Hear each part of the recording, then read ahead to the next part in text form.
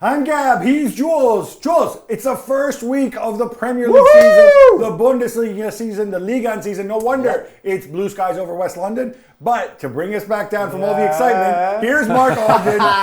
Oggy, you have a shirt that kind of matches the mood of United fans right now as the Erik ten Hag era begins. Not black, dark blue, but it's close enough to be, It wasn't a good start, was it? Jules, beaten 2-1 at home by Brighton. Now, I'm going to go on a limb and say something. I don't think they played well, obviously. We saw some curious decisions. Yeah. Am I stupid for suggesting that maybe if Rashford buries his chances and the Bruno Fernandes the chance is offside? Yeah. Maybe we don't, but I mean, the VAR, whatever. Yeah. If they win the game, are people singing a different tune, or is it just that the performance and the result were just the throwaway? For me, it was both.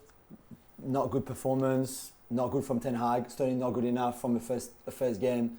I don't understand the Christian Eriksen as a force number 9. He had no Anthony Martial. That's his centre forward. Okay, you can't play Rashford as centre forward. You can't play Garnacho, who's trained with you all week as your starter number 9, and then suddenly he's on the bench.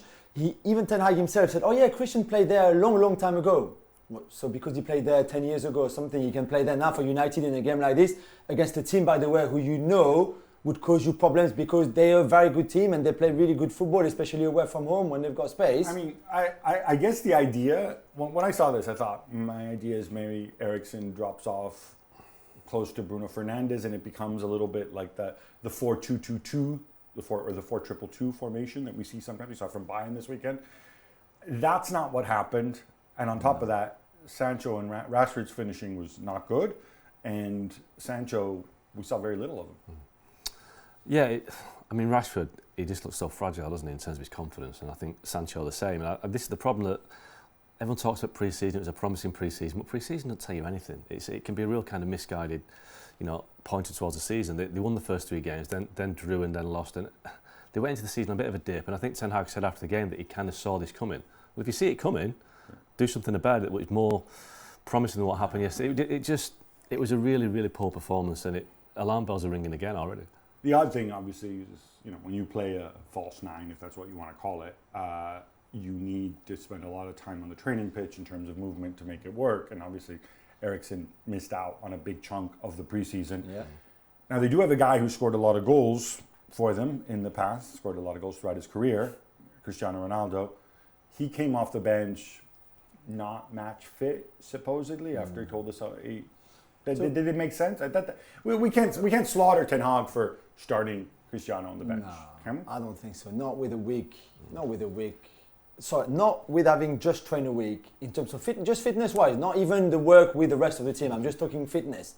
His own fitness. Can you explain this? Because the world says, "Oh, but he's so fit." When he was putting on his shoes, he made sure he took off his shirt and stuff so we could see he trains on his own. Ten Hag had said, fitness isn't a problem with him because he's such a great pro. Yeah, it is different from playing with 11 guys on a training pitch. It's a different kind of fitness. And you can have great abs and great 6-packs or even 8-packs in Cristiano's case and not be match fit just yet. For a Premier League match, he can play Sunday League football, I'm sure, but not there.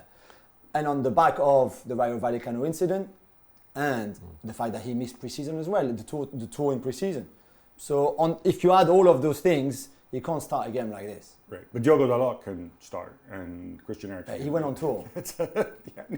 I take your point. I just wonder with the Rayo thing. We've talked about that to death, but him coming out. So it wasn't just Cristiano; it was a bunch of other guys. Which is true, but fine. But missing the tour was the big thing here. Right. Can we give some love to Brighton before we go on to Arnautovic? Absolutely. Brighton, as you saw last season, the 4-0 win at the Amex. They're a very good team, and then Graham Potts had them organised. Gross did what he always does against United, scores. Yeah. I was watching the game in the press room at West Ham and without the commentary on, so it was hard to kind of get a flavour of it. But all I saw was Brighton shirts on the edge of the Man United box, which is never a good sign if you're Man United at Old Trafford. So Brighton are a good team, but Man United in the first game under the new manager shouldn't be losing at home to Brighton, no matter how good Brighton are. Right. As you know, I've speculated that Cristiano Ronaldo will be elsewhere on September 1st, which leaves a whole bunch of money to spend on another forward. Yeah. Looks as if even if he stays, for now, they move for another forward. It's Marko Arnautovic, who's obviously 33 years old. This falls into the short-term signing category, but it's an expensive short-term signing. It would cost them 15 million.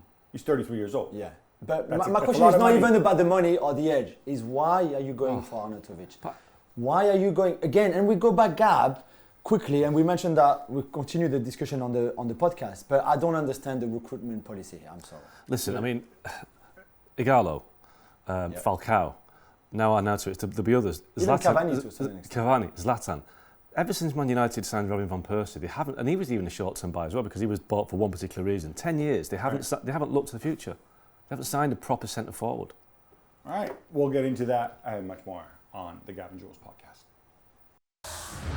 Thanks so much for watching ESPN on YouTube. And for more sports highlights and analysis, be sure to download the ESPN app. And for premium content and live streaming, subscribe to ESPN Plus.